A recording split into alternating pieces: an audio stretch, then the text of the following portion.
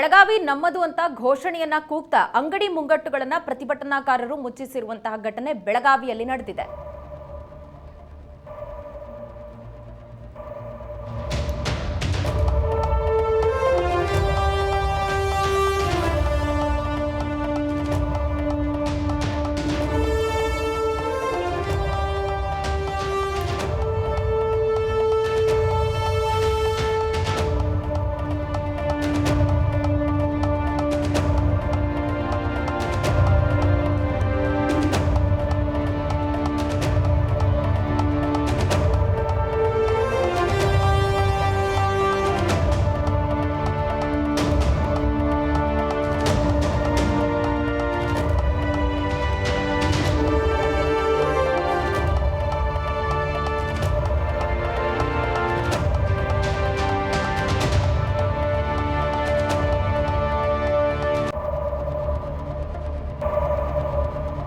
ಬೆಳಗಾವಿಯಲ್ಲಿ ಕನ್ನಡ ಪರ ಹೋರಾಟಗಾರರ ಪ್ರತಿಭಟನೆ ಆಗ್ತಾ ಇದೆ. ಬಹಳ ಪ್ರಮುಖವಾಗಿ ಗಮನಿಸಬೇಕಿರುವಂತದ್ದು, ಇಡೀ ಹೋರಾಟದ ಕಿಚ್ಚು ಹೊತ್ತಿದ್ದೆ ಬೆಳಗಾವಿಯಲ್ಲಿ ಮರಾಠಿಗರು ಯಾವ ರೀತಿಯಾಗಿ ಕರ್ನಾಟಕದ ಬಸ್ ಚಾಲಕರು ಹಾಗೆ ನಿರ್ವಾಹಕರ ಮೇಲೆ ಅಮಾನುಷವಾಗಿ ಹಲ್ಲೆಯನ್ನ ಮಾಡಿದ್ರು, ಇದಕ್ಕೆ ವಿರೋಧವನ್ನ ವ್ಯಕ್ತಪಡಿಸಿ ಈ ಬಂದ್ಗೆ ಕರೆ ಕೊಟ್ಟಿರೋದು.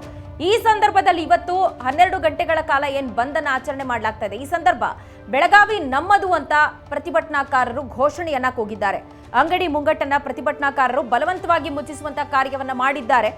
ಬಸ್ಗಳಿಗೆ ಅಡ್ಡ ನಿಂತು ವಾಹನ ತಡೆದು ಎಚ್ಚರಿಕೆಯನ್ನ ಕೊಡಲಾಗಿದೆ.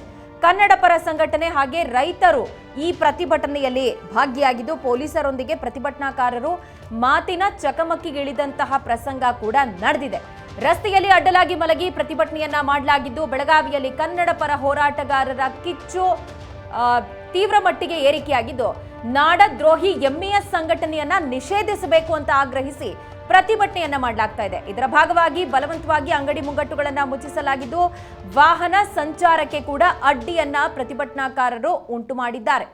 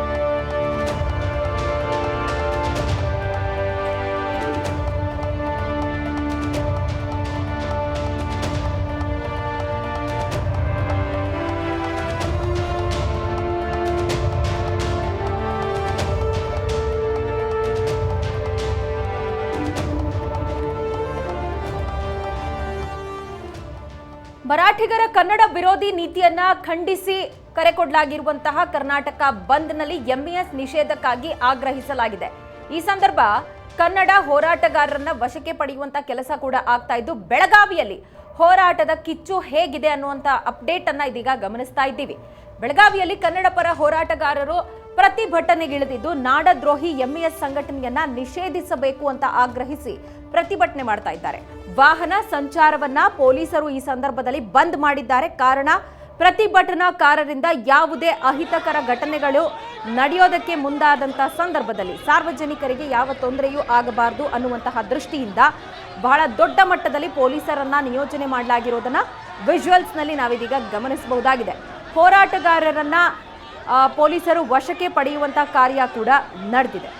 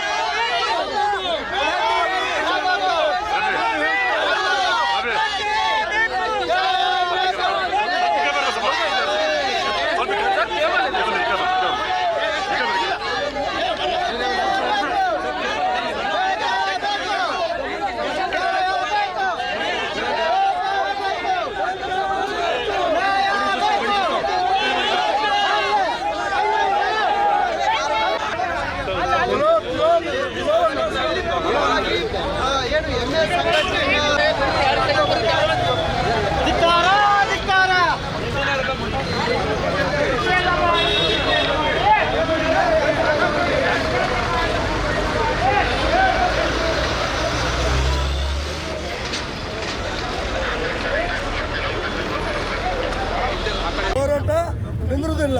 ಈ ಏನೋ ಇನ್ನು ಯಾದರೂ ಈ ಹೋರಾಟ ಪ್ರಾರಂಭ ಆಗ್ತಾ ಇದೆ, ಈ ಹೋರಾಟ ಚಾಲೂನೇ ಇದೆ. MES ಸಂಘಟನೆ ಯಾವತ್ತ ಮಠ ನಿಷೇಧ ಮಾಡುವುದಿಲ್ಲ, ಯಾವತ್ತ ಮಠ ಬ್ಯಾನ್ ಮಾಡುವುದಿಲ್ಲ, ಅವತ್ತ ಮಠ ನಮ್ಮ ಜೀವ ಹೋದ್ರೂ ಪರವಾಗಿಲ್ಲ.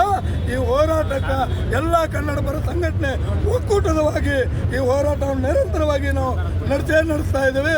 ಕರ್ನಾಟಕ ರಾಜ್ಯ ಸರ್ಕಾರ ನಿಮಗೆ ಏನಾದರೂ ಕನ್ನಡಿಗರ ಮೇಲೆ ಅಭಿಮಾನ ಇದ್ದರೆ, ನಿಮಗೇನಾದರೂ ಕನ್ನಡಿಗರ ಮೇಲೆ ಪ್ರೀತಿ ಇದ್ದರೆ ನೀವು MES ಸಂಘಟನೆ ನಿಷೇಧ ಮಾಡಲೇಬೇಕು.